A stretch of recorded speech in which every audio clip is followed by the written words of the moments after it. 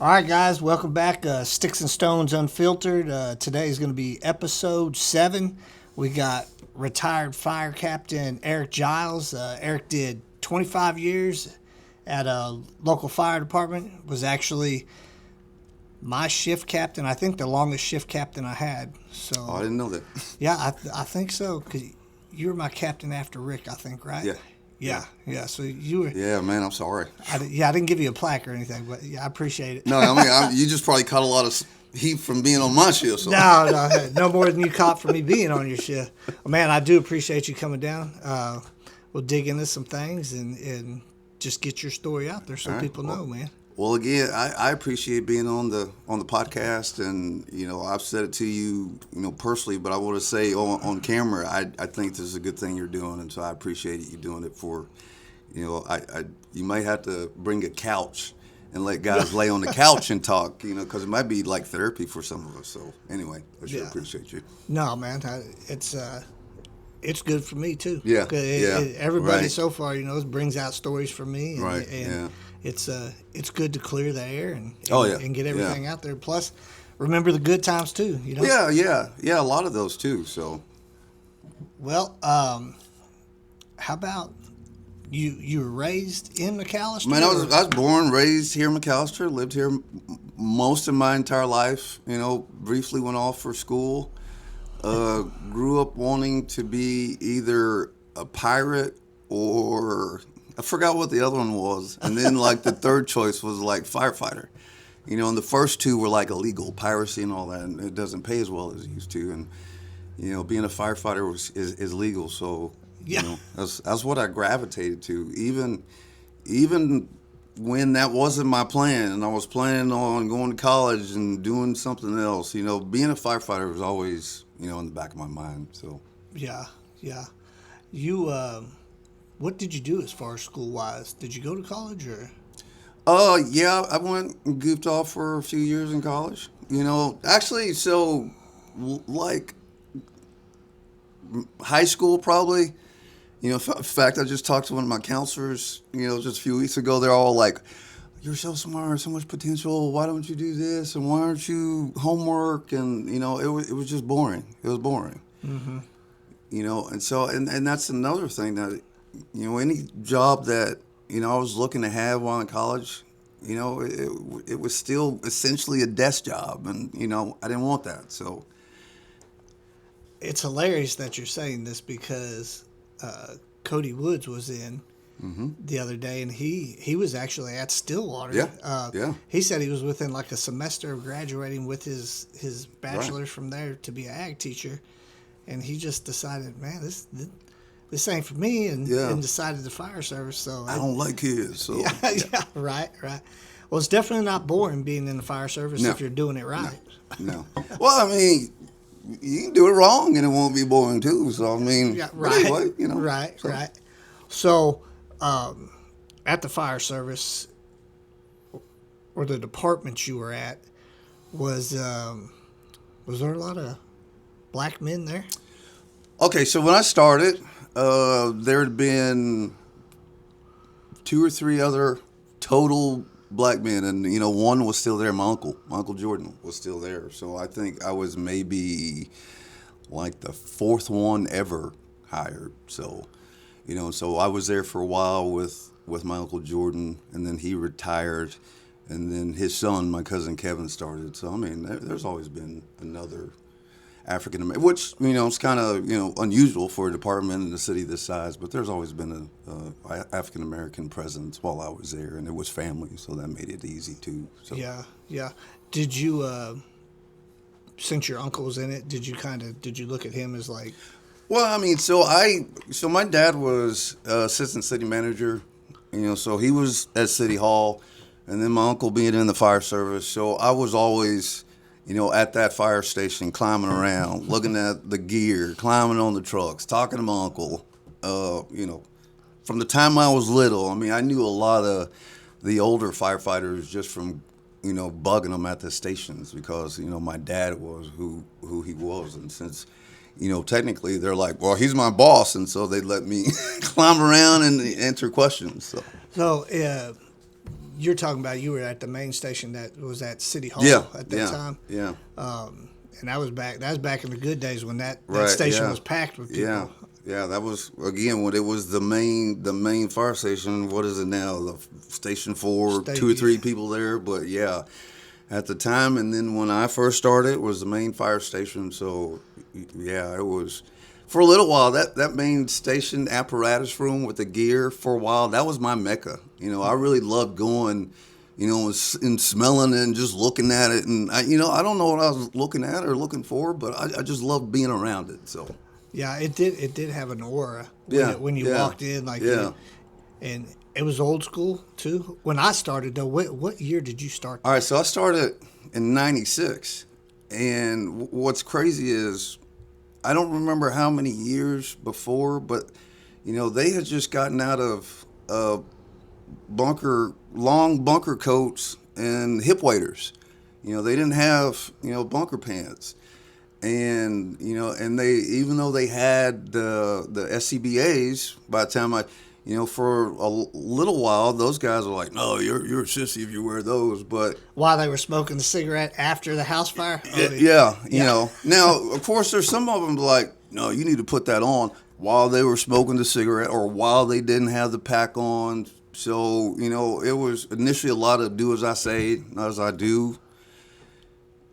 So I actually, kind of followed in the same, footsteps as far as packing up. I pack up, but as soon as it's over, I'm trying to be like the old fireman and smoking cigars and no. Yeah, overhaul like what? Yeah. There's no respiratory protection Yeah. overhaul procedures back then. Now. Yeah, I'm pretty but sure that- later, I start going, hey, I'm gonna wear this pack as long as I can, and you guys need to wear it as long as you can. More, kind of deal. So Yeah, and so those were the old steel bottles when you first. yeah, Yeah, but they were heavy. nice and light, weren't they? yeah, nice and Yeah. nice and light. Ooh, 2216. Yeah, Yeah. What was it? Everybody got in trouble for calling the 2216 bottles. Was it 30-minute bottles? yeah. And then they definitely got away from calling it a minute thing because of some lawsuits. Yeah, I remember just talking about the bottle was it was a major deal for a little while. Yeah. And then if you called it a bottle versus cylinder. Yeah, It never affected me until I got in trouble for calling it a bottle. But whatever, get the air pack, bring it over here. Let's see what we're doing. Yeah, I've had those kind of debates and issues. I'm like, look, man, you want to debate about semantics or the reason why I need this bottle, cylinder, whatever, because I think that's the main important part here. If you could go ahead and just replace it while it's on my back so I could go back and fight the fire. Yeah. We'd I'm be going to quit real good. arguing about semantics and let's, when we get back to the station, we can. All right. So, take me to your first day at the fire station. You've been hired. Like, what is that like when your first day happens? Actually, my first day was for the longest time my best day because it was a combination of fear, excitement, and about 3 hours into the shift, I had a house fire, working house fire. Okay. So I actually, I was actually on a roof with my uncle helping ventilate. Probably totally illegal and unsafe. But my uncle's like, it's my nephew. Lost in the flight, and the captains and all the officers like, oh yeah, that's his nephew. That's family. I got So it. it's, for the longest time, my first day was my best day. It was on a Sunday. It was May 16th. I mean, that's how much I remember. I pulled in, and so it was at City Hall. I pulled in and parked where only chiefs and captains and all of them were allowed to park. And the captain was out there. He's like, oh, yeah, it's a Sunday, no big deal. Leave it there. But, any other time, move it up the hill. And, he was real nice and gentle about it. And then my uncle sees me, look, don't ever park it up. Yeah. like- Once again, Uncle's going to get on you. Yeah. So, I mean, it was, like I said, it was a mixture of fear and excitement. And then actually, doing some of the job. I mean, riding in that truck, the guys were packing up. And I was like, I don't know what I'm doing, but I'm trying to, like a little kid watching daddy, I'm trying to imitate them and put my pack on. And I was like, I don't know what I'm going to do after I get this pack on. Is it on right? I don't even know how to turn this thing on. I was like, but so it was great. Yeah. It was great.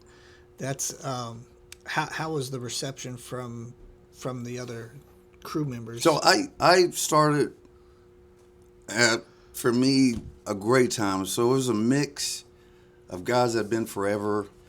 Then you had the guys that had been there forever, but they were still considered like rookies. Like Joe Painter at the time, probably as far as seniority and age-wise, was probably the youngest guy until I hired it on. So, but it wasn't old guys that were, those old guys that picked on you and did that. It was a lot. I mean, they had those old guys, and that's necessary. I'm sorry, in the fire service, but there were guys that were trying to show you things, teach you things, and then you had the younger, old guys that were teaching you things and showing you what not to do to get in trouble. Right. So, right. And it was also still a time where we spent a lot of time together, and every shift, I believe, during the week, we cooked and the entire shift ate together. Yeah. And so there was a lot of that. They were still doing the entire shift cookouts, probably my first 2 or 3 years. Yeah. And I remembered I really looked forward to the weekends because you knew there was going to be some fellowship between the crew, and there wasn't going to be any brass. Right. Yeah. So that was kind of and at the time back then, like, we had great brass, or they treated me. Well, great. I mean, at the time, and I think it's normal that you don't think they're great. You're complaining about them too, but then you get the next, you get the next set, set, and you're like, ooh, wait a minute, that first set was pretty good, and then I went through a couple sets, and so my first set. Like, yeah, that's nice. Second set, I'm like, Third, it's like, I don't know. I don't know. It could be worse. But, then we got, the last person I worked for was like, and then I looked at everybody else, and I'm like, yeah, those are some great years. Yeah. So some of that is just, you're caught, in that moment and everything swirling around you. So some of that is just some of that good old days, and you look back and, oh, it was awesome back then. A lot of it wasn't, but it was still pretty amazing compared. I definitely think like when we could still all get together, like, and that station had 5-6 dudes. Nobody took off. Like, nobody took off because you wanted to be at work. How many times Captain pull you in there like, bro, you got, because we had to take off. Yeah, you got to take off 12 hours. Yeah, for anybody who doesn't know, we had to take off at least 12 hours every 27 days. And when you're a rookie and you're having fun, and I was a rookie, I counted myself, well, no, I didn't. They told me I was going to be a rookie and top promote to driver, but they were cool. I didn't promote to driver until I was 6 years in, but they stopped treating me like a rookie about 3 years in. Yeah. But, I mean, like I said, it was a time when there was still a lot of fellowship, during the week, and then fellowship on the weekends with no brass. A lot of socializing that by the time I left, I tried to bring some of that back. But of course, when I left, it was right after COVID. Nobody was socializing in the entire world. But still, guys were doing their own thing as far as dinner, and I get that.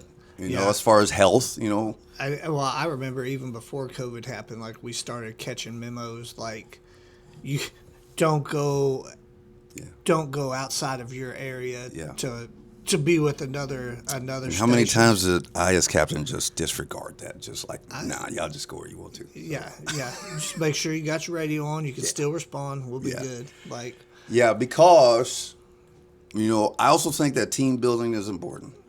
And I think that allowing your guys a certain level of freedom is important for team building, morale, camaraderie.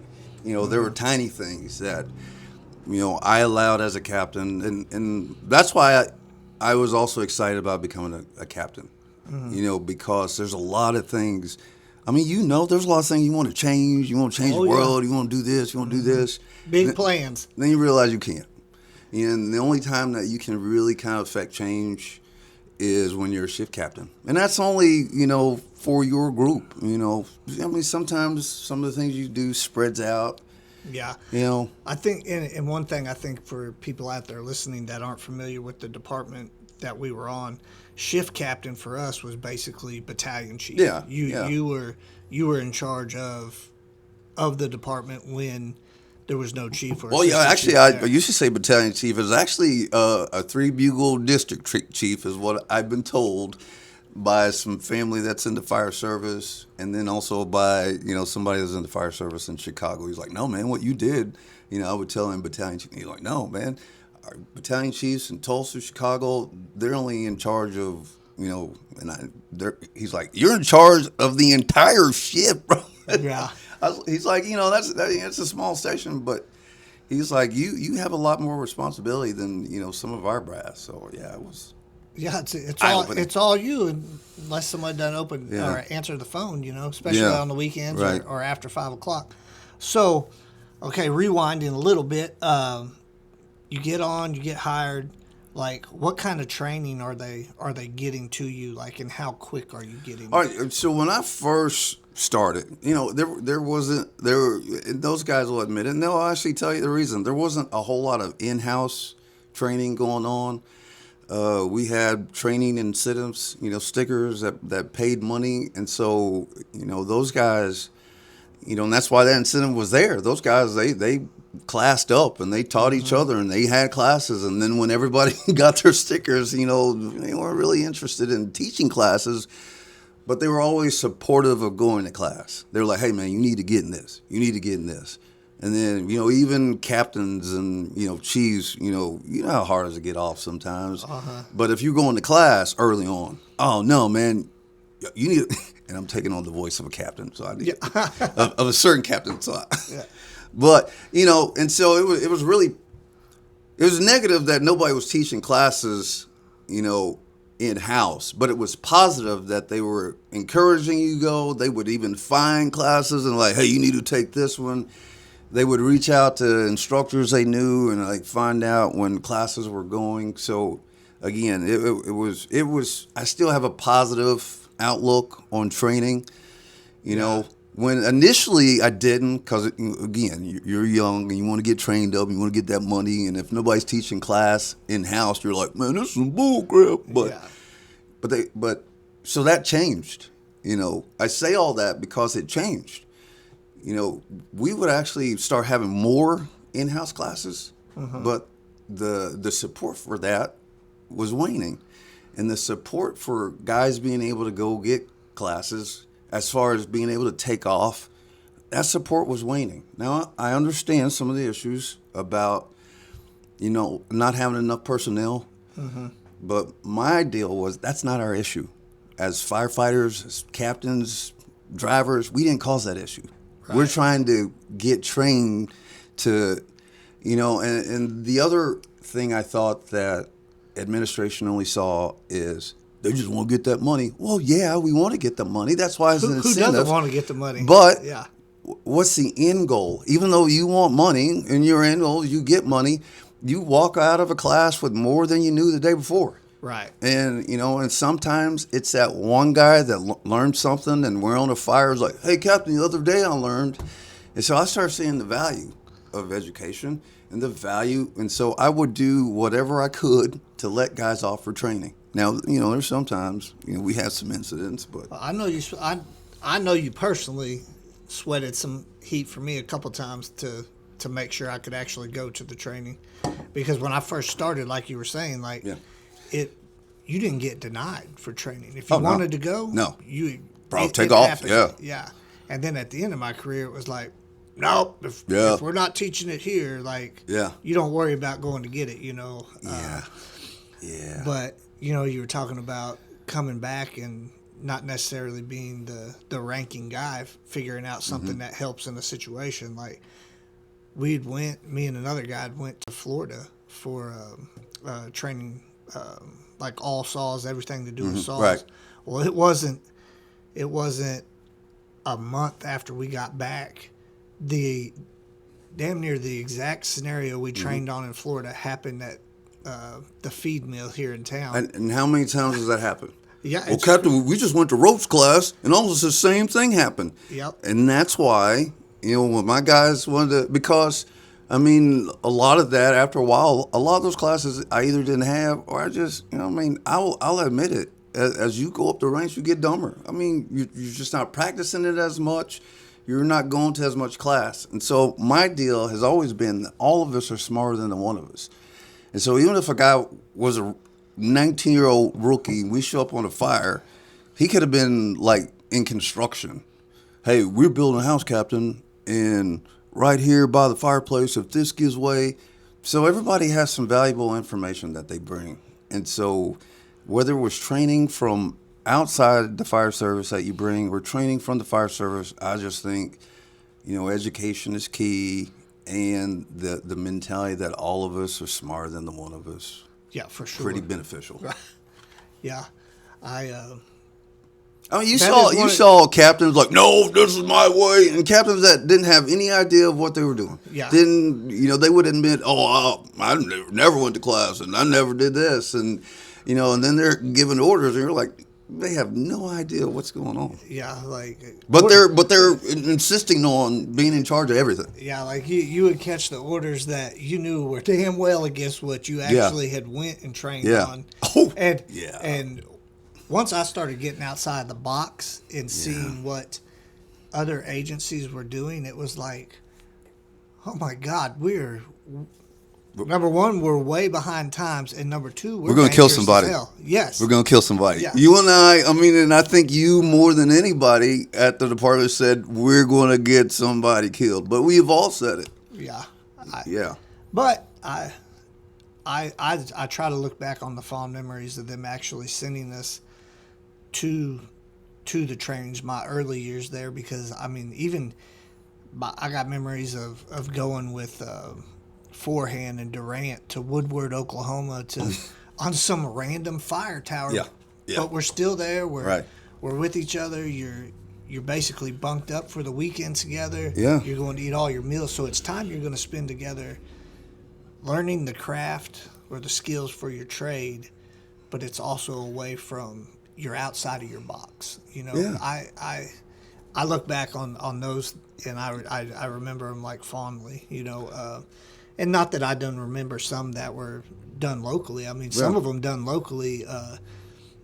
Little Sweet, that dude, wow, yeah. He's a hose nerd, but I will definitely say he's a hose nerd in the best way. Well, I learned more from him than anybody else, and that was in-house unofficial training. So if I were going to be on the end of a hose, he's one of the guys that I want charging that line because, the things he knows about friction loss and all that, I'm going to feel safe that I'm getting water and I'm going to get efficient water. So, yeah. Yeah, if it takes him spitting in the tank to make sure you got that last drop, I mean, he was very talented for sure. And so that's why when, I think my last few guys, the last few years, guys were just motivated to train and train on. There's times like, the time for me to do that has passed, but you guys get after it. But there was a time when the captain's like, no, I ain't doing that, and so I don't want to have to mess with trucks out and this and that. I'm like, no, you guys get after it, even if I'm not there. But there's other times I'd be there because even as an old guy, I still want to be able to, pull a guy out from a building if I have to. So. It's your job. Yeah. And that's you never rank out or promote out of being a firefighter. No, because at your foundation, no matter what at your foundation, you are a hose dragging, smoking firefighter. Yep. And it should be. And the general public has no idea. They could care. They could care less if your name is Supreme Leader. Right. Whatever your name is, they don't care. A lot of that stuff to the general public, they don't care. Yeah. And if you're, Supreme Leader and you got ribbons and medals and you're not able to do your job, they don't, but if you got, ribbons and medals and you're able to do your job, they don't see the medals. They see you doing your job Right. Well, and saving them. and if I'm showing up, I probably ain't got none of that on anyway. Yeah, not wearing it anyway. The only difference ought to probably be just the color of my helmet. Yeah. Like that. Yeah. That's it. Like, I remember a guy, he didn't officially get in trouble, but he caught him some oral reprimands or on the spot corrections for putting air packs in the ambulance. And he would put an air pack for him and an air pack for his partner in the ambulance. Man, thinking ahead, being prepared. Yeah, it's crazy because, 9 times out of 10, the department we were on, if you were out of the station, you were in that ambulance. So does it make sense for me to have an air pack, actually be able to go and do work? Or do I need to drive all the way past the fire to get my fire truck to drive all the way back? Because I don't necessarily have to have water to make the grab. You know what I mean? Like, I probably do need a secure airway, but... Yeah, I mean, the reality is, so sometimes some of the leadership had a difference in seeing things that probably you and I saw more. For instance, truck or able-bodied man. I'm going to take the able-bodied man. Mm-hmm. Truck can't think. Truck can't drive itself. Truck can't pump itself. Truck may run out of water, break down, whatever. But the capable man, he can get over that, or he can fix the truck. Yeah. If he can troubleshoot it for sure, Yeah, so I mean, there's a lot of times that, and I've done it as, a shift captain. Again, you have so many things swirling in your head that, sometimes you just pick the easiest and the dumbest, but as long as you're, secure enough that you let your guys go, captain, maybe, then there's plenty of times like, nope, do that. So yeah, I would say 99% of the time you are open for suggestions. The only time you weren't open for a suggestion is if the shit was actually hitting the fan and there had to be something happen right now. You don't have to take every suggestion that comes out of the pipe, but you'd be a fool not to listen to every suggestion that came down the pipe. But like you said, if stuff's hitting the fan, but even then, if you really think about it, we had some captains, it's hitting the fan, and they're like the Titanic's going down. But even that, you have some time to do some stuff. Yeah, you have some time to take suggestions. You don't have as much time to take as many, but there's guys that have been there a long time that you trust. And they all come with ideas. I'm still taking them. Right. So I did like the way that you handled the leadership role too, because like you're saying, you took input from everybody, but it seemed like you really keyed on everybody's strengths. And so you knew, like, okay, if we're doing extrication, if we're going to an extrication call, I don't care how they show up to this call. These two dudes are the ones handling the tools. If it's something medical, these two dudes that show up, they're handling. So you didn't have a problem splitting crews once we were on scene to take care of it. But there's sometimes I would catch flack for that because some of that chief would want somebody at a certain station, and it's usually for punishment. And I get it, but I'm more concerned about guys getting home than whatever. I'm not going to say minor thing. I'm not going to say that any discipline issues are minor, but they're minor to me compared to getting somebody home. Yeah. And so if I got a guy that a chief wants over here, but I have a rescue truck over here, and I know that guy is good at that, I'm gonna. In fact, there was a issue actually with you. Oh shit! And it was actually I actually have regrets about this. Actually, looking back, so I'm wondering if this is the same issue. You had said something about the chief having his own car and being able to run his own errands when she asked you to do something. Yeah. Just kind of funny offhand comment. So chief calls me. He's like, "Well, you did trouble, blah blah, disrespect, blah blah blah." I was like, "Nah, I don't think that's what it is." And so I think he was still at the main station. And so for a little while, he didn't want you up there. but I could decide, when to bring you back. And so I was like, I remember when I got ousted. I was, and so I even just came up later is actually if we were to discipline him, make this formal, then I'm not going to do it because, there's some things that, chiefs or captains will get their feelings hurt about that are just freedom of speech. If you're given an order and you say something flippant, but if you joke around, so, I realize that, now that I'm ship captain, I'm going to be more them than us now. I used to be part of the us. Now I'm part of the them. And so I realized that guys are going to talk about me. Guys are going to not agree. They're going to trash me, whatever. And I was fine with that. As long as you keep it respectful, keep it behind my back. Right, right. In fact, it used to be if your captain left the ship or left the station at any time, and if you're at that main station, you call every station. Let them know. I don't know where he's going, but just give me a heads up. So, yeah, if I leave this station, I want somebody here. I don't want to know about it. I'm still the captain, but I want somebody here to have enough love and respect for the rest of his ship that he calls and lets everybody know.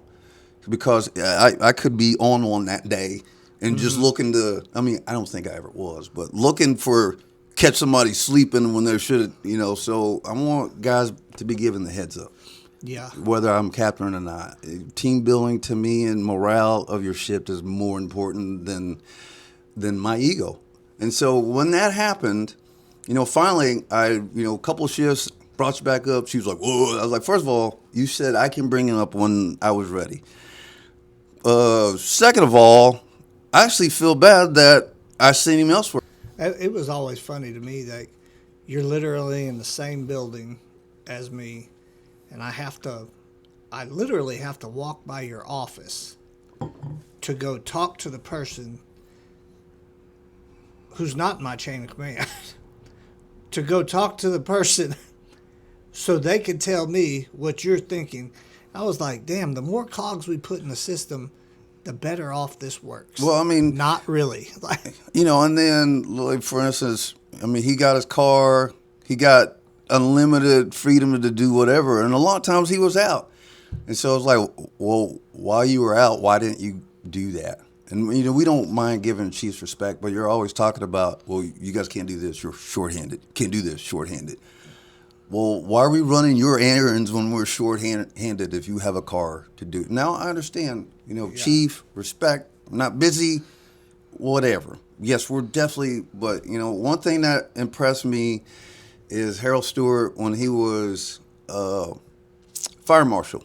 Had a Jeep, we'd wash everybody's on Monday. Chiefs as a courtesy. He's like, man, I got this. Sometimes if because he was in and out a lot.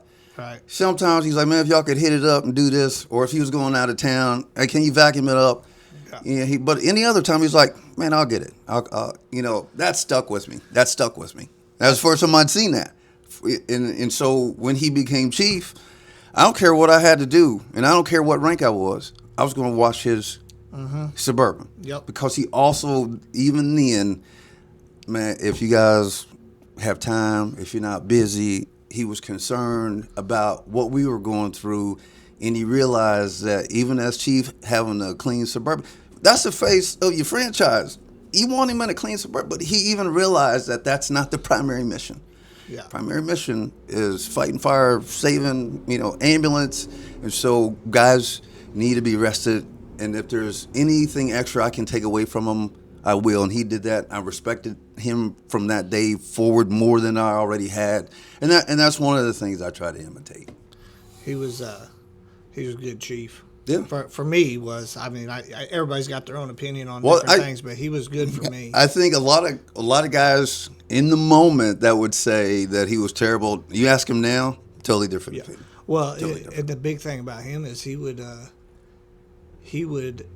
go in and advocate for you to his boss, which that I always had a lot more respect. Well, I always had respect for somebody that would advocate for their guys. If you didn't advocate, It didn't have to be for me, but maybe you could stick up for the rest of the department. But if you're trying to cut the rest of the guys' legs out from underneath them, you made an enemy of me. You can guarantee it. You know, I always considered everybody on shift, even when I was just a senior firefighter. My driver, my lieutenant, my captain, those were my guys. Those were, and I wanted to look out for their well-being. I didn't have any rank to do anything, but I could go out of my way to look after my guys. And you know, I think there was a time that on B shift, when we were all on B shift, that, you know, if any fight had popped off at another shift or out in the public, we've been brawling for each other. And I'm not sure it would have happened that way on some of the other shifts. You know, I think that, you know, all the guys on our shift, that even if you didn't like another guy, you were going to take up for the guy on your shift. Yep. You know, and I was proud of that. Yeah, I mean, and I'm sure some people looked at me as the problem child on the shift, and I'm sure there was other guys that people looked like as the problem child, but if you needed shit done, I was a phone call away. Yeah, on duty or off duty. You know, I probably shouldn't have fostered your attitude, but, you know, there was a lot of us that had some of the same attitude. Well, probably because when you were a driver and I was just a firefighter, brand new, fresh, and they stationed us in Northtown together for a long time. Oh, yeah. And I can remember, I think he was a lieutenant. He hadn't made assistant chief yet, and he called you and he's like, "How do you work with that guy?" Like, you know, and you're like, "We get along good." I'm like, "It's great." You know, he's all about his job. He's all about looking after me. I'm like, I'm like, and you know, I do.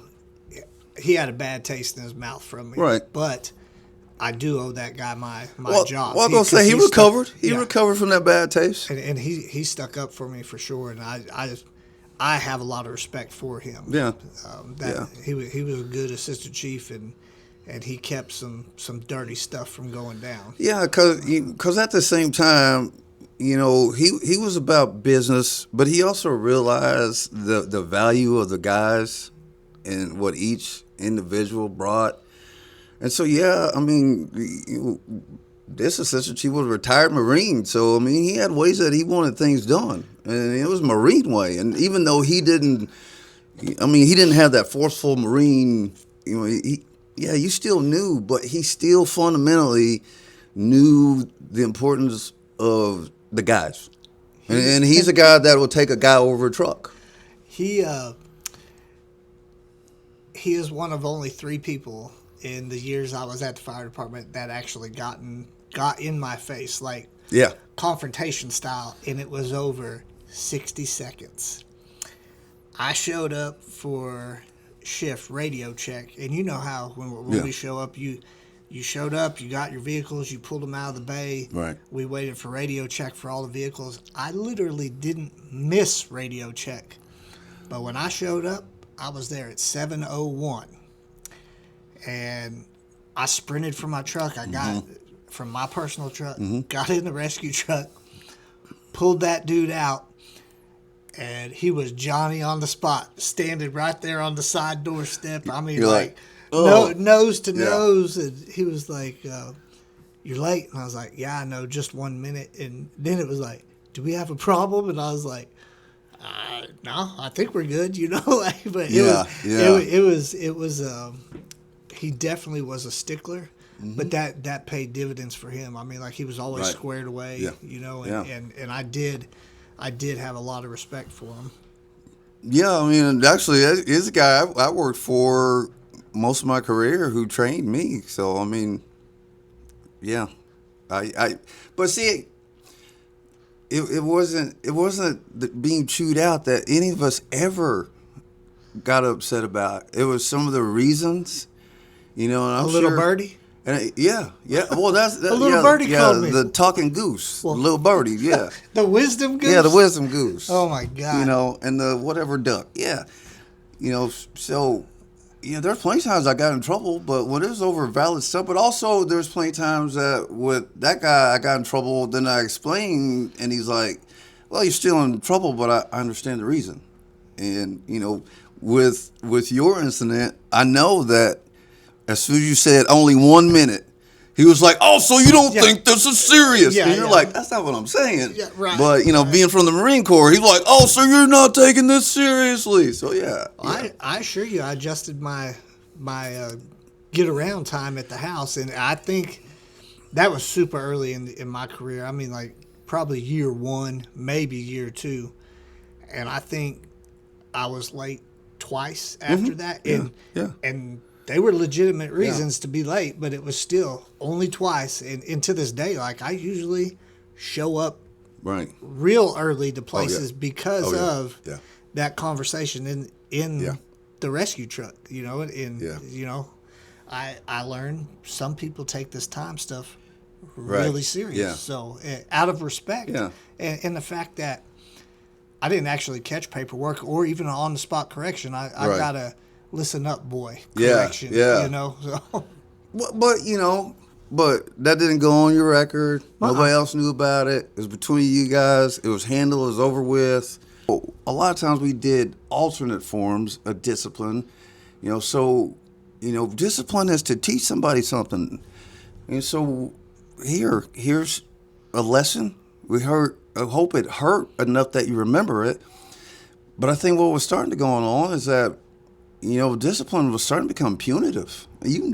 Oh, yeah. Oh, yeah, I know. I got me some days off without pay for sure. Well, I mean, how many guys are, days off without pay, fired, when if it had been handled a different way, they might have straightened up and taken care of, done. And shit, a lot of that stuff, if it would have happened 10 years ago, it wouldn't.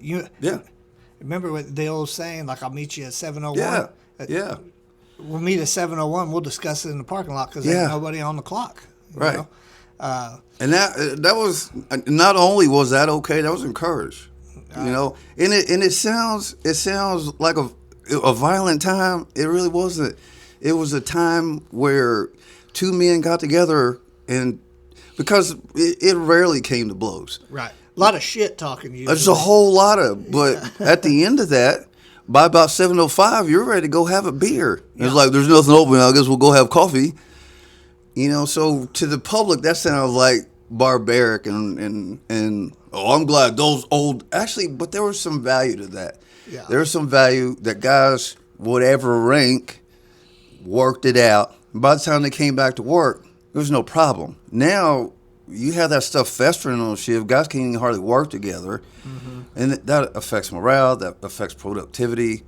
A lot of people don't realize those small things is what affects morale. The tiny things. Yeah, for sure. So, you'll probably have to edit a lot of this because, I didn't think I would talk, but now I'm just going off the rails. No, it's good. Hey, once you get that first 5 minutes out and you forget the camera's there, you ain't paying attention to it, it is what it is. So kind of switching gears, what is like your fondest memory of the fire department? Like, for the longest time, for the reasons I stated, my best day was that very first day. Excitement, fear, all smashed into one, and then getting to see the job and do the job and all that, and then coming. So for a long time, that was my best day. But then that was the young me, all about just saving things and the excitement and the rush. We need the young guys. Yeah. We need them. then it became about any time that I had to save.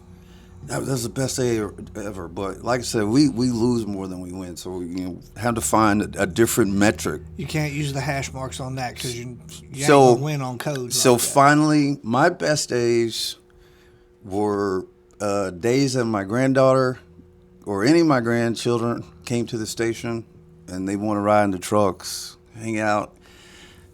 Talk to the guys, talk to me, I remember showing them up. Yeah.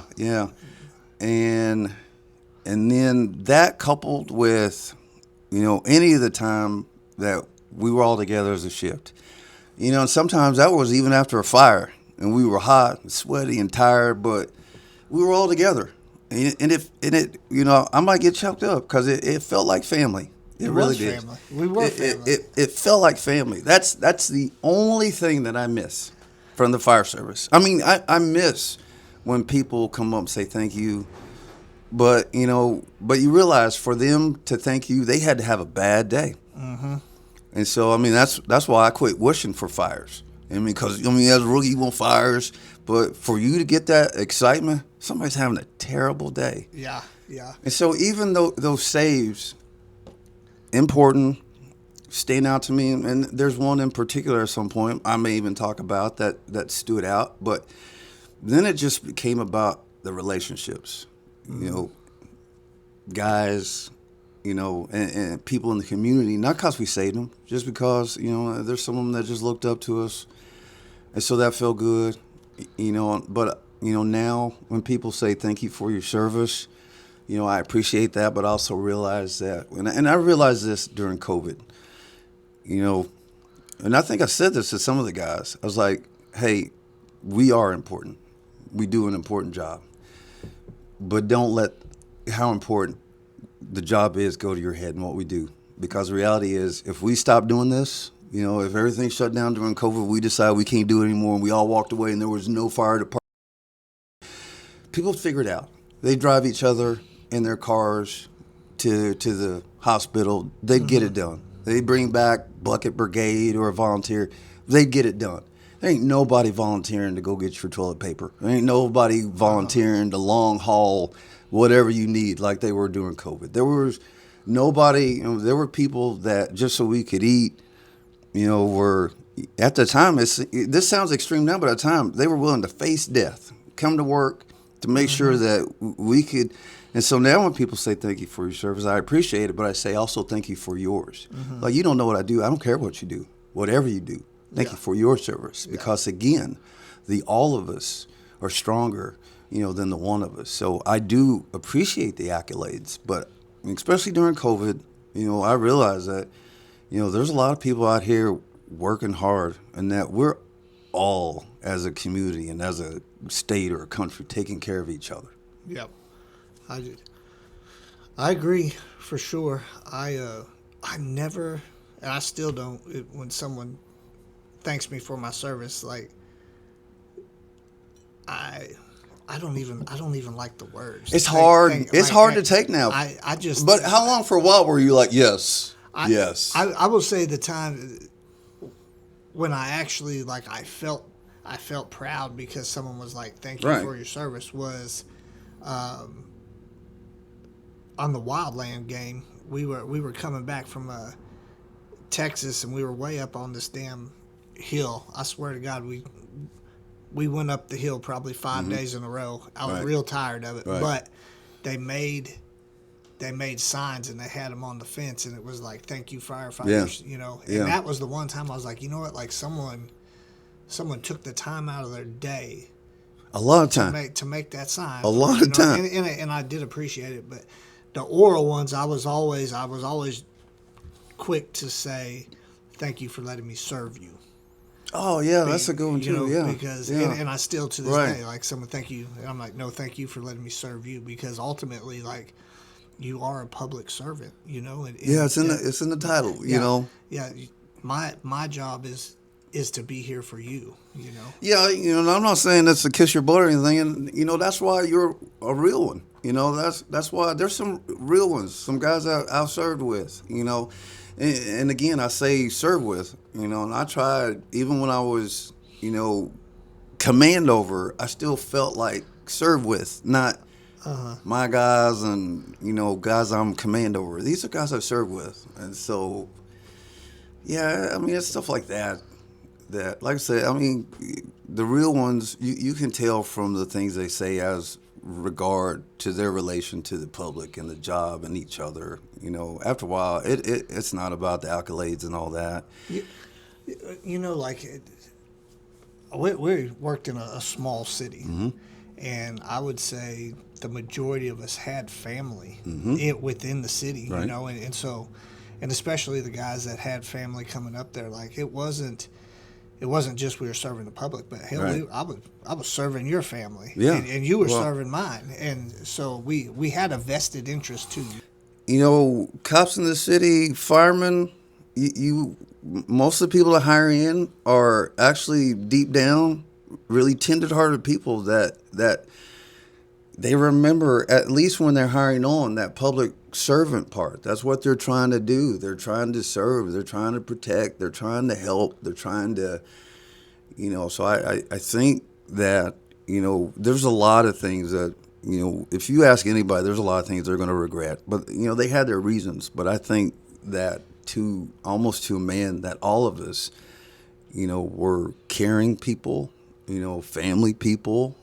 I can say that just from, there's no study, just from the eye test that, you looked at firemen and, not necessarily cops here, but we looked at firemen compared to cops. It's a fireman that's with their family most of the time. It's a fireman that, because we have a lot of time to spend with our families. Mm-hmm. So, we get close to our families. But for the most part, it's just because we're caring people. The reason why we're in this, and I think a lot of public, glory seekers and glory hounds, and there's plenty of that. And there's, even the guys that do it for the right reasons. Sometimes we get wrapped up in that, But I think what the general public doesn't understand that, these are guys with feelings that care about the public, and some of the emotions that you express about your daughter with regret. I'm sure, if we ask the stories about regret with the general public, we all have some, because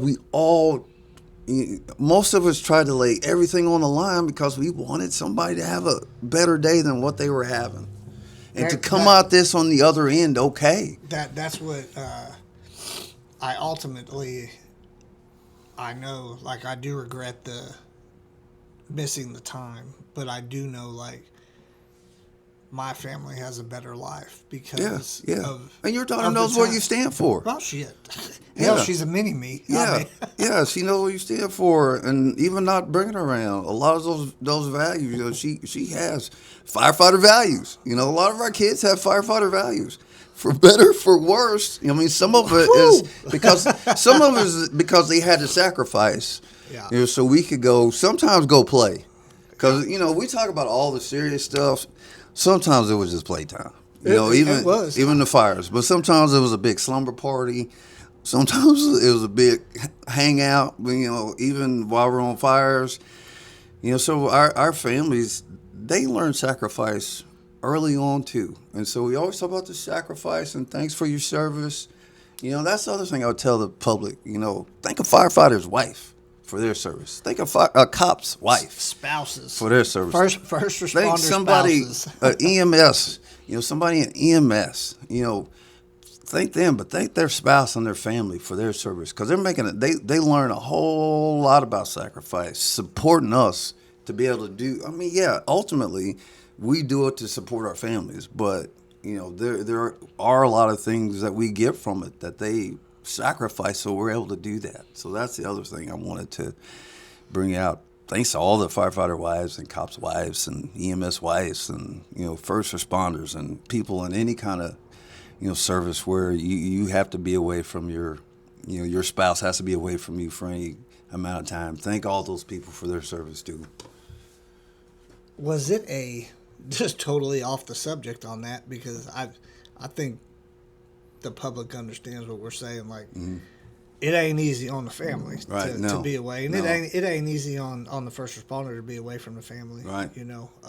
That is one thing where it's kind of tricky though, because you get into it when you're young, and you don't have that family yet. So you're used to the hard charging first responder life, where you play hard. Or work hard, but you play a little harder sometimes. I mean, that's how it was for me. Like I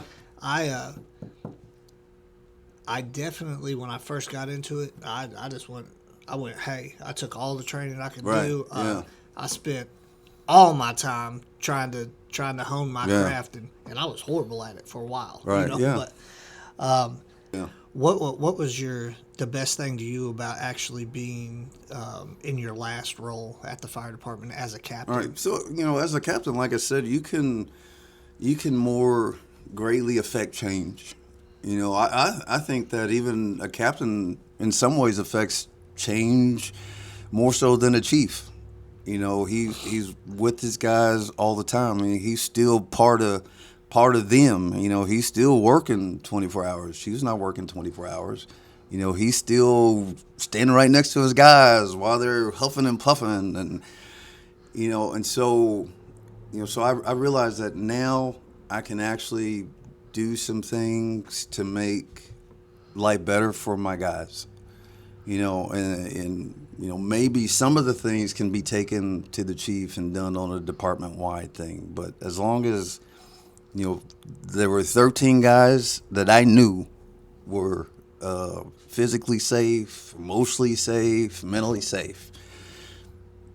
And as a captain, you know, that was my duty. That, you know, actually, that's your primary duty as a captain. It's not to put the fires out, blah, blah, blah. Your primary duty is to make sure every one of those guys goes home.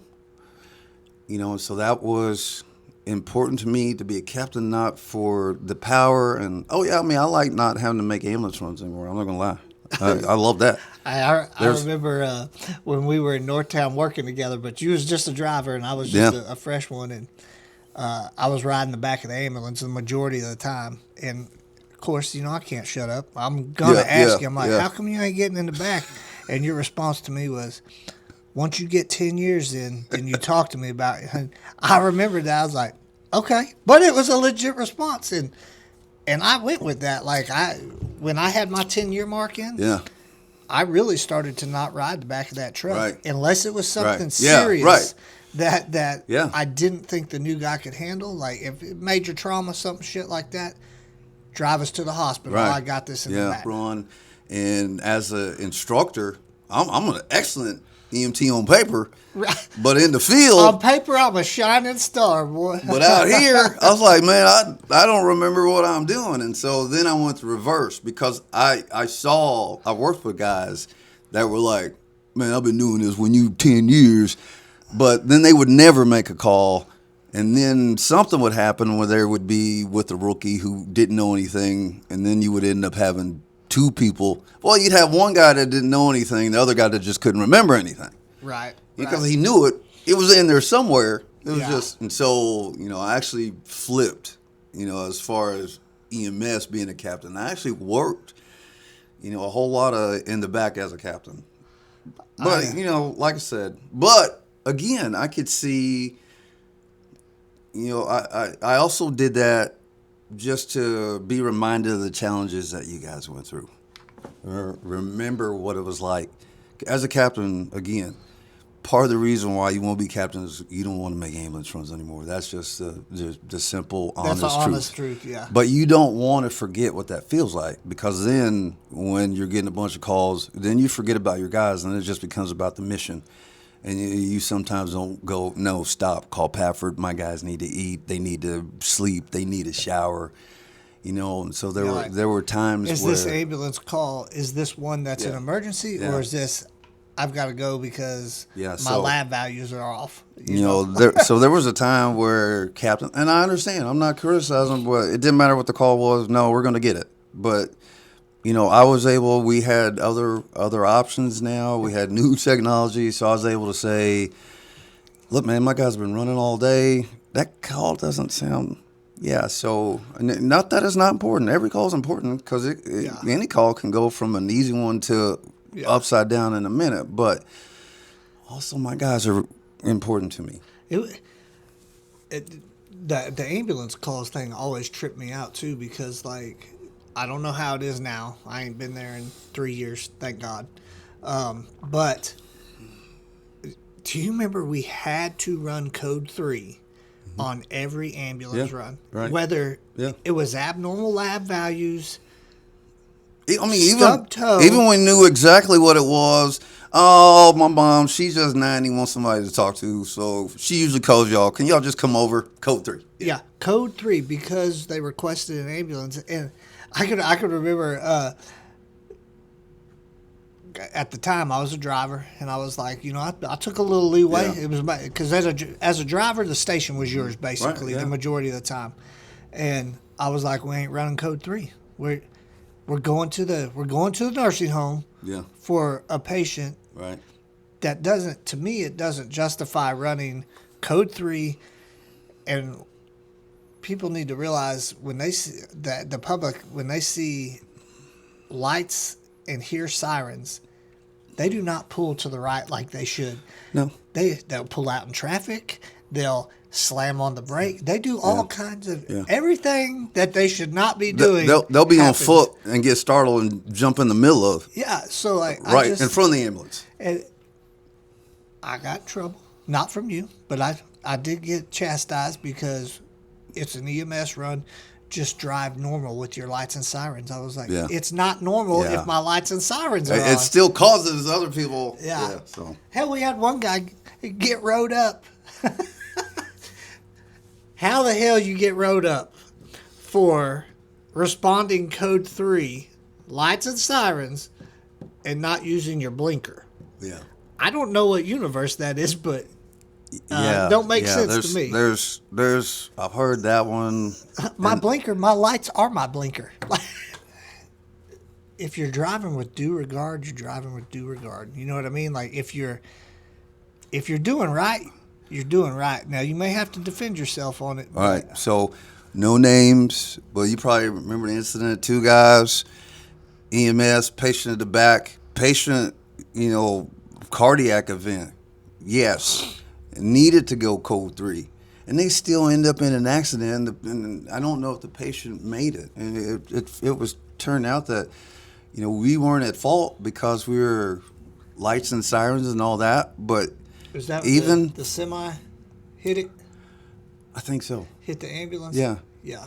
So sometimes following the law will still get you killed, and so sometimes following common sense to me makes more sense. Yeah. For sure. You spent a lot of time at the Maine with Meatball. That's what drove me to retirement. No, I'm kidding. So. No. Me and Mike have been friends actually since before we started on the job. I met him actually the day he got married. My friend Patrick used to work at Mike's parents' hotel when Mike was still managing the kitchen. So we went over to Mike's the day he got married and drank chalk beer with Mikey. So I've known Mike a long time. So after I became captain, I had to convince him to come to my shift because he thought since we were such good friends that it would be a train wreck. I was like, no, actually, I need you because we're friends. Because here's the thing I need. Every captain that I've ever worked for, they got their yes men. I was like, I need a no man. Because I know Mike, and it happened a lot. And this is the reason why I brought him over there. There's a lot of times I'm like, I was thinking, and we're going to do this and do this. And Mikey's respectful, but he goes, well, and I knew to reconsider. And so, and I needed that because, after sometimes I'd balance and I'd go, yeah, that's the dumbest thing I ever thought of. He was a good counterbalance. Which a lot of captains before didn't have that and they didn't allow that. And so that's why a lot of things sometimes on shifts went, but I had, because, as a captain, I'm not going to lie, you think that, man, you start sniffing your own farts and all your decisions are gold and you're like, yeah, here's what we're going to do. Yeah, this is it. Well, sometimes you need a guy that goes, no, Captain, that's a horrible idea. So that was my guy, and that's the reason when I finally convinced him to come over, I was like, you're gonna come to the main station and you're gonna be my Jiminy Cricket, and and he was invaluable to me. So he was always one of my favorites, and I used to love going to eat breakfast with him because I was gonna say another thing you say about favorite days in the fire service. I think these are some of my favorite days still when we meet at Fat Boys, well, whatever it's called now, and get breakfast. Yeah, I can. When we would get off at 7 and everybody's like, hey, we'll meet there. We'll meet here at 7:15, and everybody shows, and it's a breath of fresh air because you're not going anywhere. Talk about whatever you want, and there's no rank. There's no. Well, it's just dudes talking to dudes. Well, and sometimes you get to sit back and listen to the Mikey show. That was what's fun. Let's go listen to Mikey complain for the next hour. Sometimes that was fun. It was probably bad for Mikey and why he had those heart attacks. So we're sorry, Mikey, but that was great. I haven't linked up with him in probably 8 months. Last time we ate I'm breakfast dragging him. together. When he gets back from a motorcycle ride, I'm dragging him in here. Yeah. Whether he ends up talking or not, we're getting him in here. Yeah, he'll talk. He can't. You know, can't he be can't somewhere help without talking. himself. He can't help himself. But I definitely miss that cat. I try to, but I talk to him too much that I can't miss him. But I'm guilty too, so I miss him too. So we stay in pretty regular contact. Yeah, he's hilarious.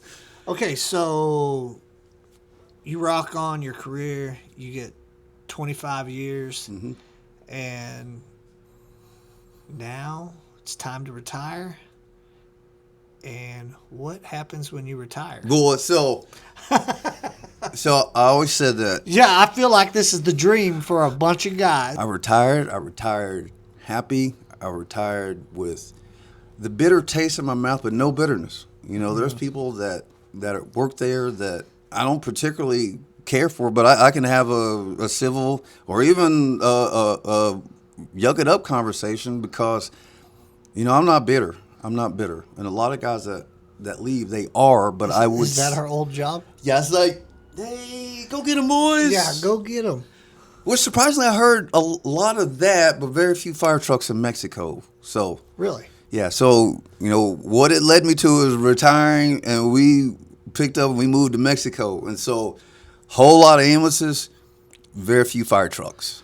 Yeah. So on the main station in Playa, the main highway actually runs up and down that entire. Is Playa where you moved to? Yeah, we moved to Playa del Carmen, Mexico. And so on the main highway on the west side is this huge fire station. So I got to go talk to, firefighters from a different country and different experiences. And it was amazing. So in Mexico, they have little to no fire codes, but little to no fires. And it is crazy. A lot of it has to do with, and that's what I got from this guy, You'll go walking downtown and just big bundles of wires just hanging down. And then like all the residences have bars on their doors and windows and all that. And if we have bars on our windows here in the States, there's a code that the person inside has to be able to break those bars away in case of a fire. Well, no such code in Mexico. You're screwed if you're. But very little house fires. A lot of that is due to construction. A lot of concrete and cinder block because of the high humidity. So a lot of that is construction, but there's a whole lot of things related to culture and attitude that reduces the amount of fires they have all over Mexico. And so it was amazing to ask about that because we think all these fire codes are keeping us safe. Not necessarily. Well, so down there, did they pack their houses full of stuff like we do here in the States? All right, so that's the deal. So even though you have some of those, if you go to the average Mexican's house, or not even the average Mexican, just the average person living in Mexico, they're not packed full of the stuff that So that affected me and my wife, like as far as culturally and our value systems. We value things less. More, we value experiences more than things, and we found that was true with the Mexican people. But that also affects the fire load that they have. There's and the things that are in the house don't contribute greatly to the fire load. So it's crazy. So like I said, we have amazing fire standards here, and that's what's keeping us safe in the U.S. But what's keeping them safe there is they're reducing the fire load. And when they do have a fire in the structure, the fireman there said it's almost always put out by the resident before we get there. Really? Crazy. Huh. So when you lived down there, did you guys have an apartment? A house? Yeah, we lived in an apartment. So we decided, we're just... because we I'm don't. not going to do the grass. I'm not going to mow. Not going to do that. Not going to worry. I'm going to let a landlord or get a condo and let HOAs take care of all. But so then we just got an apartment. What was the cost for? Man, so And that, that's why my head hurts all the time now here, because it is so expensive. Playa del Carmen, Mexico, is one of the most expensive places you can live in Mexico, and it was so much cheaper than living here. So much cheaper than living here. It was about, I think statistically it says like 51% cheaper, but depending on what you were into, it could be even cheaper than that. Was there other Americans or foreigners? All right, so like Playa again, and being a port city, it's an international city, and so you have a lot of. What's funny is if you hear English spoken, it's not going to be American. Usually, it's going to be a Canadian. Canadians got to figure out. They spend their winters. Last time they I was in snowbird. Mexico, there was a ton of Canadians. That's not a myth. That snowbird is not a myth, because Canadians get vacation time like firefighters. Like how we get 3 months at a time if we accumulate. Right.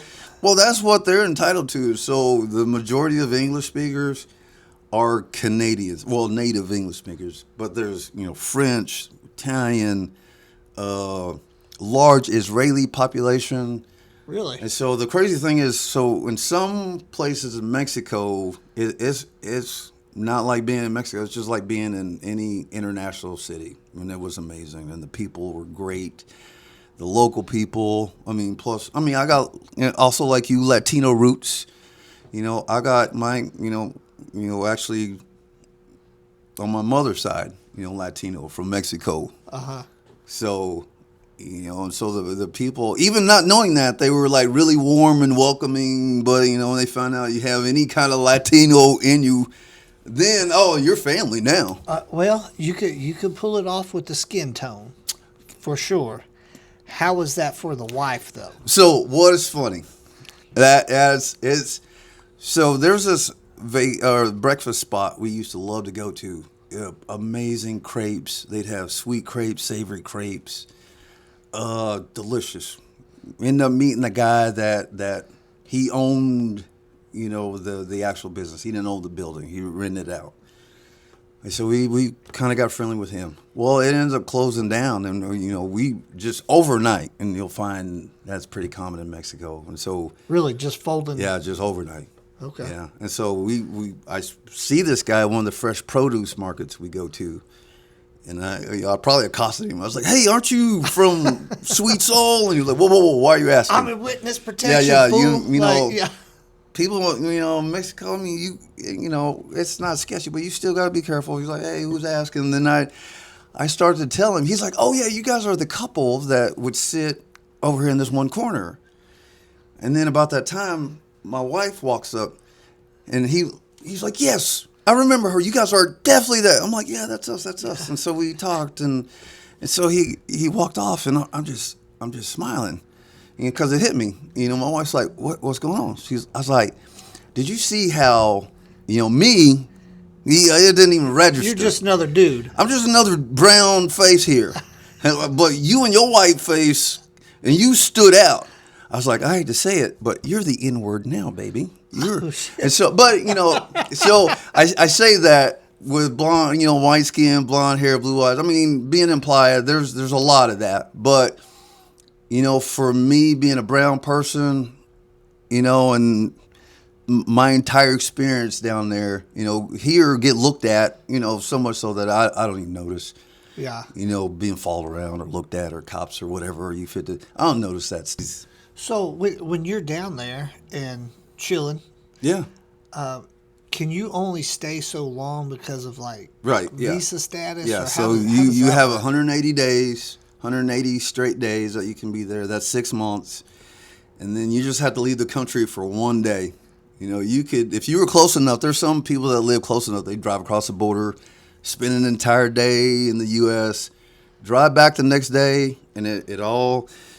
And so all that is, there's some other countries you'll have to do the whole visa, but between U.S., Mexico, and Canada, it's all taken care of with customs, and so you can be there 180 days, but you're still, there's a lot of things that even not being a resident or that you're entitled to that are just amazing. Is it what is it? The healthcare down there that's so cheap? Okay, or- so the healthcare, there's like 3 or 4 different levels. But I mean, so if you're a resident or what am I trying to say? So you citizen or temporary resident. So if you're either one of those, you're entitled to everything the healthcare system has to offer. You can go to the government, hospital. I mean, a little longer way, but you learn that in Mexico, you can wait for everything. So that's another thing. You get broken up real quick, being upset when you're waiting in line. But you can also, and so all that is taken care of. But then there's another where you can do part of that and then use your private. But here's the deal. So not being residents, we had to do everything in cash. So it was cash. That's what I was going to ask. So it next, was cheaper for me to. There was 1 month where we both had procedures and tests. It was cheaper to pay all that than what you guys are paying for monthly premiums and insurance. I paid for doctors, labs, and some other things that here with insurance, yeah. I would have had to make payments. So I paid with the money in my pocket. yeah, and that was Amazing. And so when you walk out, you don't owe anybody Nope. anything, or Nope. Well, Mexican healthcare, pretty amazing healthcare system. Pretty amazing doctors. Most of the doctors trained in the USA.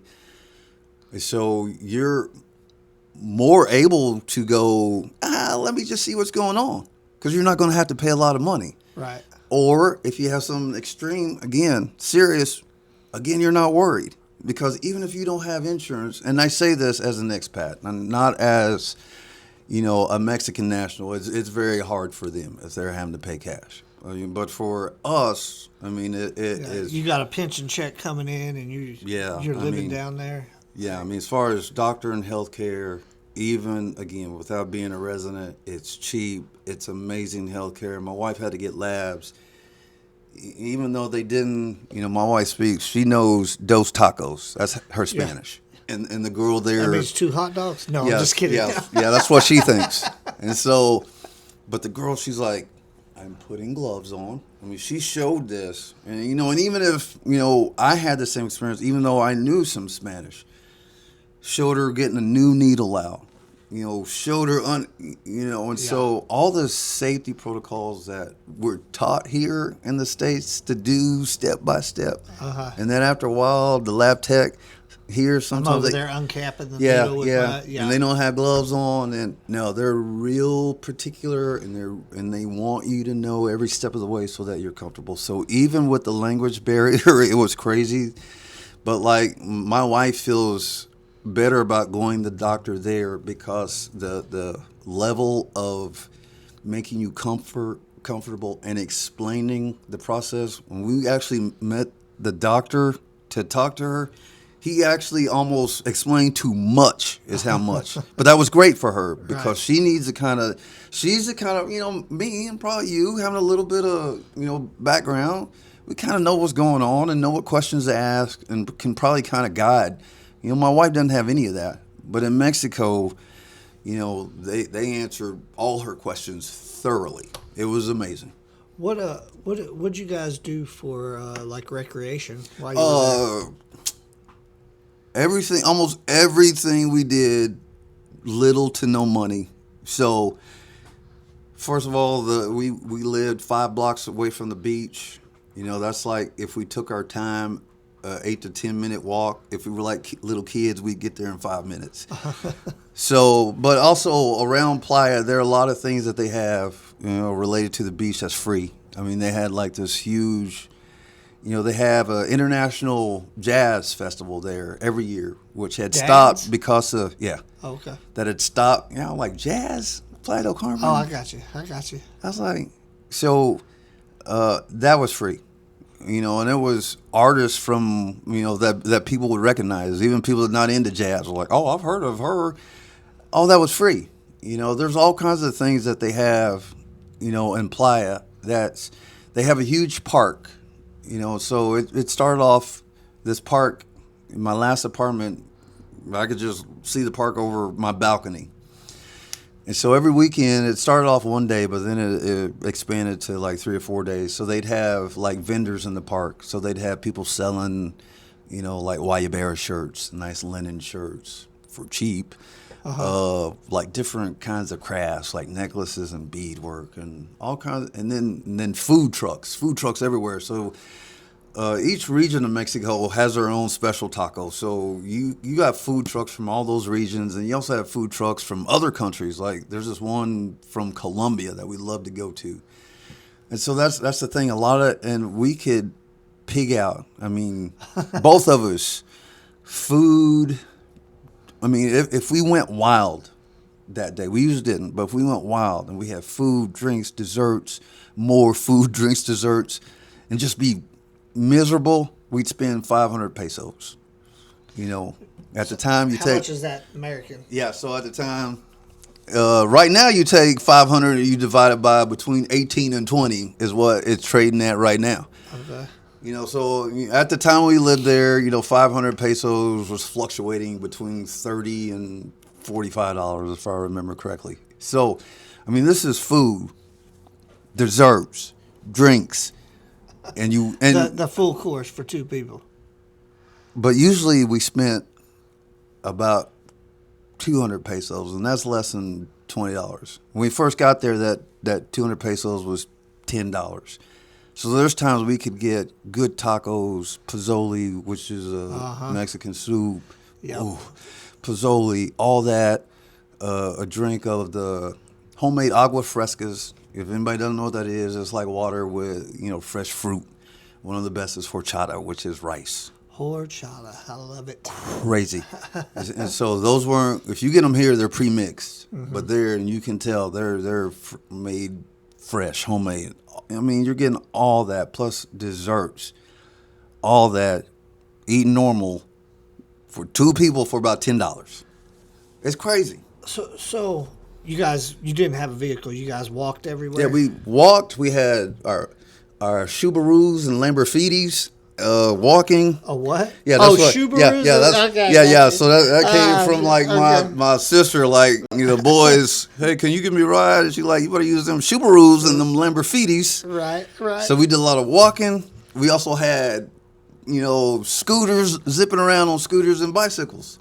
Well, what safety wise, like you guys, did you feel comfortable right away, or did you guys ease into it, or how was that? I felt more comfortable right away, and my wife, her comfort level wasn't necessarily being scared of telling all that stuff, but she had to get used to, and everybody has to get used to the police presence, because they're walking around with submachine guns on the beach, in the main tourist areas, and then there's a constantly right now it's in my head, this cop truck has the rails like you used to have on your pickup with the lights on it, and that's driving around all the time, lights on constantly, no sirens, driving around constantly. But after a while you realize that they're for your safety, and being an American with money, that government takes care of you. The residents look out for you because they realize that you are vital to their economy. And they don't look at you as, I'm going to go make this money off this person. Right. They're like, hey, they're valuable to this economy. We're going to treat them with dignity, respect, and we're going to make sure that people don't mess with them. So when did you reach the end of your 120 days and you come back once or twice, or? So, I mean, what we would do, we would, at the end of 6 months, we come back to the States and hang out like a month or sometimes the whole summer because of our grandkids and all that. Probably not going to do that like that anymore. Probably just going to come back for 2 weeks. But this last time that we came back, we were gonna come back anyway and just regroup and just move somewhere else because we were just doing some different things. But then my dad passed away, right? And then we got stuck here for a little while. I'm still stuck here, but yeah, our plans are to now go to Mazatlan on the other side. And so as inexpensive as it was to live in Mazatlan or Playa, it's even cheaper to live in Mazatlan. Is Mazatlan, is that down by Cabo? Or where is Yeah, so Mazatlan? Cabo's over here, and then you cross that Sea of Cortez? Okay. And so then there's like Mazatlan, and then you go further down, there's Acapulco and Puerto Vallarta and all that stuff. I so, got you. I got So you. yeah. Yeah, I was gonna do. You think you'll do 120 there, and you just gonna keep rotating? You think? Hey, well, I'm actually going to get my residency this time. Uh-huh. I mean, having just been through it now, we know that it'll be a little easier if at least one of us has our residency as far as banking and some other things. But we'll still, initially have to still do the 180 days. But, where we're going to live now, we're actually going to have a car. And so we can what we plan to do is every 6 months, if there's things that you get accustomed to in their states that you can't get in Mexico, or if you get them, some of them are like minor things, like Right. liquid smoke. Okay. Sounds crazy. I got Liquid you. smoke. So, I didn't, have my smoker and all that. So I want to make some so I was just trying to get liquid smoke. Yeah. No, non-existent. Yeah. Well, or you have to jump through hoops, or you have to order through Amazon Mexico, which is amazing for big things, but for little things, like where that bottle would have cost like $2 here is like $10. So our plan now is just to drive back to Tucson every 180 days, pick up things that we need from the States, spend the night, and then just go back the next day. And that, your 180 days starts all over again. Hell yeah. Here's a tip, though. Since it's not visas and it doesn't go through governments and all that, that immigration person, they've got your kind of life in their hands because With that passport? Yeah. Yeah. So be friendly, because when they stamp it, then they'll write the 180 days on there. But if you're not paying attention, especially if you're not friendly, they'll be like, "Oh yeah, mother," and they'll put 90 days on there. Or if you've been like real bad, 10 days. Put 10 days on there. Uh-huh. So you're not, because you've been rude or pissed somebody off, the law says you can be there 180 days, but your passport says you got 10 days. So that's just a little tip.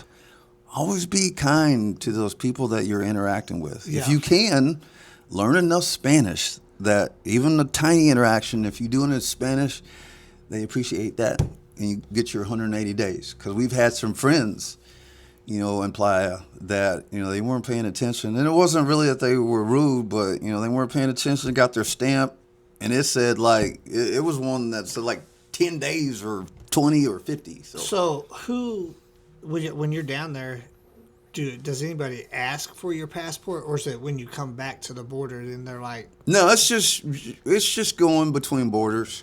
And Now, if you're occasionally, there and you're late, you're like 190 days. usually, again, speak a little Spanish, speak a whole lot of polite Spanish. They don't care. They're like, "Hey man, I wasn't paying attention. I'm over," And so what I'm told is before COVID, they absolutely didn't care. But during COVID, of course, you got a lot of either people that didn't think it was going to come to Mexico or got stuck in Mexico, and so then they were more strict. After COVID, they eased up again, but this whole thing with the political, they're checking a little more. But it is still, compared to having to go to other countries and get visas and all that, and it's still pretty simple. Yeah. Pretty simple process. That's cool, man. I think you're living the dream right there for a lot of guys. Hey, and that's another thing, and I'm grateful for this fire service. It afforded me the opportunity, and they always told me, guys like, well, one day you retire, if you get that Plan B, or even if you just retire, this is going to give you rest of your life, So even if I don't work another day in my life, I got a pretty decent chunk of change that is funding some pretty good times. Because the other thing we found out that, first of all, if you live in a place that's summer all the time, you find things to do that are cheap, fun, Uh, outside, active. We're more active in Playa because we're either walking or on our scooters or on our bicycles. Yeah, I ain't wanting to go to Mexico to hang out in the apartment. We were at the beach. It was a bad week if we only went to the beach 2 times. Which is funny is we met friends down there. It's like, yeah, we've been here 4 years. I think we've only been to the beach 1 time. I'm like, you should get deported for saying that. But I can't. And it's nothing to do with dogging the U.S. or anything. I mean, I could, but it was just I'm living in a place that it's. I mean, if I could do the same thing in Florida, I mean, I probably could. I just can't afford it. Yeah, I mean, So I mean, even going, you've been to what, Destin a bunch, and as far as if I Florida, hit the lottery, that's where I'll be. as far as Florida vacation, that's one of the best ones for working class stiffs like us. You get all that amazing stuff, but a fairly decent price because we ain't hitting Miami Beach and all that. No, I'm not. There's a lot of places in Playa and in Mexico that you're getting that Miami Beach experience with no money, with free money. I mean, they'll have. I mean, I only touched on the concert and then that in the park, but all over Playa and along that beach, they always have activities that either cost nothing or next to nothing. A lot of them are family-oriented activities. There's a lot of good things to do for little to no money. Right. And so, living there, if you were just to do 20 years and just do 20 years at a place where you didn't make a lot of money, and let's just say your pension is $1,500. Well, you're probably living under a bridge here if you only got $1,500, if you're not working. There, living pretty well. You can live pretty well on $1,500. Yeah. Because the sunshine is free, the ocean is free. People's attitudes are a lot different. People are very welcoming. You'll have your own community in a short period of time. Which, heck, you could be here in the States and move to another city and still take you forever to have friends. Right. It's just crazy. We had huge community not long after moving there, and then even the people in our building, so I had a German Nachbar. I had a German Nachbar, that's neighbor, because for a little while I was better in German than Spanish, because I was able to bounce it off my German neighbor, which I got Mexican people everywhere speaking Spanish. Yeah, it should have been easier, but I'd gotten close to him, and so I was speaking more German than I was Spanish, and that's the other crazy thing. So you're gonna hear just around those port cities, you're gonna hear you'll hear Spanish, but you'll also hear sometimes you'll catch some Spanish that sounds different, and it turns out it's like Iberian Spanish from Catalanian Spanish from Spain, or not Spanish at all. It turns out that's Portuguese you're hearing, and And so what's funny is, so my wife, if you try to get her to speak Spanish to this day, she's still just gonna be like Dos Tacos. But if we're sitting somewhere and say we're waiting on our plane, she'll hear blah, blah, blah, blah, blah. She'll hear in Spanish, and I'm not paying attention and didn't hear. I was like, well, I'll have to wait for the next announcement. She's like, they said that we need to be at gate 3 at such and such. So you're gonna just pick up Spanish by osmosis. She still can only say Dos Tacos. If you sit here and have a conversation in Spanish, she gonna blank out like terrified. But if she's just sitting there doing nothing and you just hear Spanish in passing, she'll like, oh yeah, they said we need to. So that's the other thing. You're going to learn just Spanish and the immersion. And people's like, immersion doesn't work. Yeah, it does. Yeah. My granddaughter was there. My 2 granddaughters were there for 10 days. That came down longer. to visit you. Yeah. That's awesome. So by the time we left, I thought she was full of crap. But my youngest granddaughter, at the time she was 6 years old. So she's just hearing announcements on the bus when we ride the bus or at the airplane. I was about to say airplane station at the airport. And she would hear Spanish phrases. And, oh, Bobby, we need to. I'm like, how do you know? They said it on the. I was like, they said it in Spanish. You don't know what they. Then they said it again. I was like, that's exactly what. So in 10 to 14 days, my youngest was already picking up Spanish from immersion. Right. Right. And the people, it's not like here where, and it's actually affected me here. So here, somebody speaking Spanish, we're like, you need to speak American. You're American now, and give a hard time. So there, when I'm fumbling with my Spanish, people are so helpful. Let me Right. help you. So I vowed that if I'm here and there's a Latino person or couple having trouble with the language, if I'm able to help at all, I will. Because everybody down there was so helpful and so welcoming. That's cool. That's really awesome.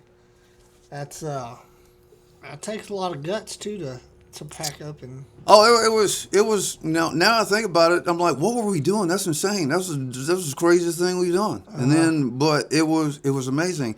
It was almost first day at the fire department. It's this combination of fear and excitement.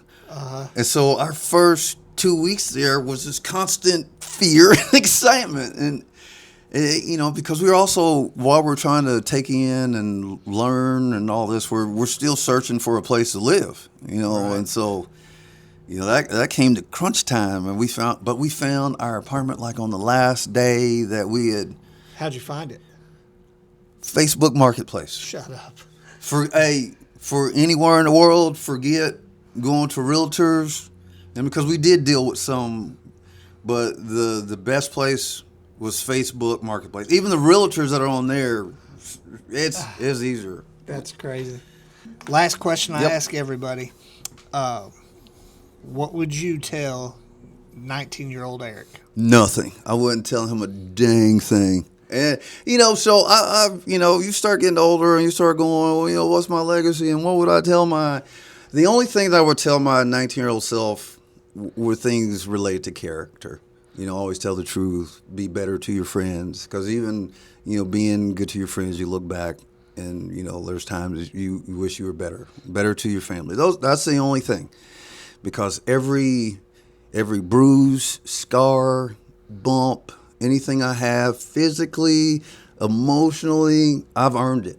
Mm-hmm. And so if I hadn't earned it, then I wouldn't be here. I wouldn't be with you, man. We might not be friends. If I gave myself some awesome advice, finish school, and I might be a boring doctor or engineer. Wouldn't know you. Wouldn't have my family, or at least part of my family. Wouldn't have the friends I have. So I'm a guy that, it's probably not the best philosophy, but if you don't have a certain level of regret, did you really live?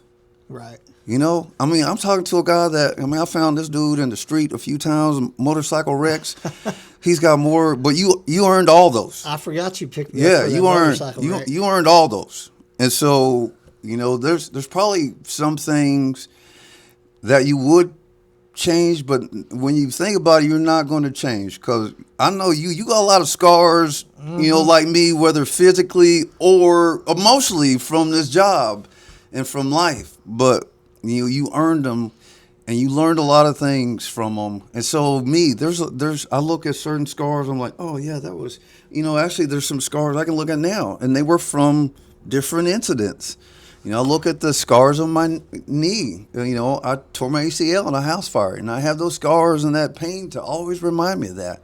Right. I have, scars from my neck surgery that was from just the daily grind and abuse of that job. Yeah. And so if I'd gone back and told my 19-year-old self something different, I might have played it safe.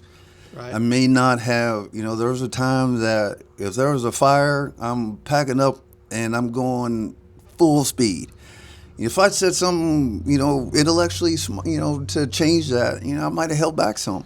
I don't even know if 19-year-old me would have listened. That's the deal. I want to listen we'll anyway. Talk to you later, man. Bro, I see the gray hair. You're all busted up. Yeah. Apparently you didn't do it right. I'm doing it right here, not knowing that that's why I'm busted up. But 19-year-old me be like, why do you walk like that when you get out of bed? Yeah. Yeah, 19-year-old, why every time you move? Yeah. I was like, because I lived a life and I lived it hard, but, I got a lot of good stories. My wife asked, why you make noise when you move? I'm like, it just is what it is. Like, Yeah, all those years in EMS and fire service and police, all that. It takes I was like, but for all those physical, emotional tolls, like I said, I've got my family that I may not have had if I made better decisions at 19. Yeah, I have, you guys as friends. I might not even gone into fire service if I'd Right. given myself better advice. Yeah, yeah. Because I had a son that went to the fire service and he left it after a year, and it was really just money, and and people thought I was going to be so upset. I was like, no. There's a whole part of his emotional psyche he's going to be able to keep safe because he got out of this business. So, I'm proud of my service. If I'd been in my right mind, I wouldn't do it again. But that's why I say I would never be in my right mind at 19-year-old. And even if somebody told me, gave me good advice, oh, don't do that. I was like, oh, no, I'm going to give it a whirl, see what happens. Yeah. So I'm glad. I'm glad. So, like I said, not just professional, but, in my personal life, I got a bunch of scars and bruises and bumps.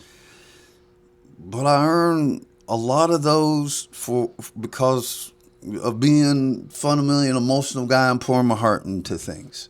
Yeah. If I had, other than things related to character, if I'd given myself good advice, I might actually be stunted. There's a lot of people that go through life doing the right things, but they get to the end of life and you see how their growth has been stunted, and they look back and they're like, their regrets is like, I never did anything. Yeah. I think it's been a hell of a ride. I mean, I've got to do a lot of stuff that a lot of people never get the opportunity, and if I would have played it safe, Right. I probably wouldn't have done any of it. And and we have brothers all over the world that we've never met. You can be you could be standing, in the middle of Denmark, and a guy sees like, hey, I'm local such and such here in Denmark. I'm a firefighter, and man, you're brothers now. You're brothers. You just met your brothers because you have that shared experience. I've actually caught hydrants for other departments. Low man, they show up. I'm like, hey, bro, do you want me to catch your hydrant? Like, yes. Do you know how? I'm like, yep, let's do it. It's like, hey, bro, I'm a lieutenant here, and I know what y'all going through, so if y'all can use me to ease, and I wouldn't have that, and just instantly doing that, you got new friends. Whatever city that was in, you got a new friend. Yep. It's like, hey, I got this friend over in Ada. I caught a hydrant for him. That guy that comes over here fishing every weekend, he's actually a firefighter. If we need help, we know he can do this, Yeah. But you're So right. no. You definitely I got friends all over because of it too. Right. Yeah. Yeah. So that's the other thing. I like, I might not, if I had some sense, might not have done this job, but I'm glad because, again, not just the friends I made here, but, you end up having brothers all over the world. And a lot of times that's just for ha-ha and giggle and what are you doing? But every once in a while you need somebody. And that, and I'm also a Jehovah's Witness, so I also have that brotherhood. We have them all over the world. So, I can also call them. But also know that, how many times have you been in a strange city and needed some information, didn't know what to do, and you went to a fire station? You're like, hey, I'm a firefighter here, and what do I need to do? And it ain't nothing related to firefighter, but now all of a sudden, you say that, and you're like, oh, this is my brother. I'm going to help him out. Yep. In San Marcos, Texas, I was down there for a police officer training, and there just happened to be one other firefighter that was in that training, and I hadn't secured a hotel room or anything. I actually got into that training just almost by accident. Right. I drove all the way down there, didn't have a hotel room, and you could pick them out in the crowd. You're a little off compared to the other officers. Yeah. He was like, we ended up belonging to the same organization, just different chapters. And he was like, where are you staying tonight? I said, well, I actually don't have a room yet. He said, you're staying with me. And I was like, man. And he's like, no, really, you're staying with me. We went to his firehouse. unloaded stuff out of his Jeep because when we left the training grounds, it was real packed. We unloaded stuff out of his Jeep at his firehouse, and then we went to his house about 20 minutes down the road. Had a hell of a dinner. We went out that evening. It was a good time. Next morning, loaded up early, and we went and got breakfast burritos at this little mom and pop shop there. Yeah. And I'll never forget it. It was just Right. because you're in a community. Well, brother, man, I appreciate you coming on. I didn't think I was going to. Actually, I knew that once I started talking, they would just come flying out. So I appreciate it. Everybody, including myself, the first 5 minutes of it's almost like robotic when you're talking. Yeah, but then it's like. So, yeah. So no, I've enjoyed it, man. It's been great. I might have to do it again. I might have more stories out of it. Yeah. Oh, I promise you, when you leave, you're gonna be like, man, I wish I would have talked about this. No, I already got a list of some that. Yeah. So. Everybody calls afterwards and they're like, hey, next time, and I'm like, all right. Yeah, this is only part one. Anybody knows me knows that I got a lot of stuff to say. A lot of it doesn't make any sense or not worth anything, but. Anybody knows Mike Caniglia out there, also known as Meatball. Yeah. We definitely want. We're getting him in here. Yeah, come on. This is a plea to you, Meatball. Please come do the show. Yeah, don't be scared. We'll take care of you. But, anyways, guys, Sticks and Stones Unfiltered, episode 7. I appreciate Eric coming over. He was a hell of a boss for me, hell of a leader. And I appreciate your friendship for sure, brother. You were a hell of a worker and, even better friend. So I appreciate your friendship. You guys like and subscribe if you get a chance, and talk to y'all later.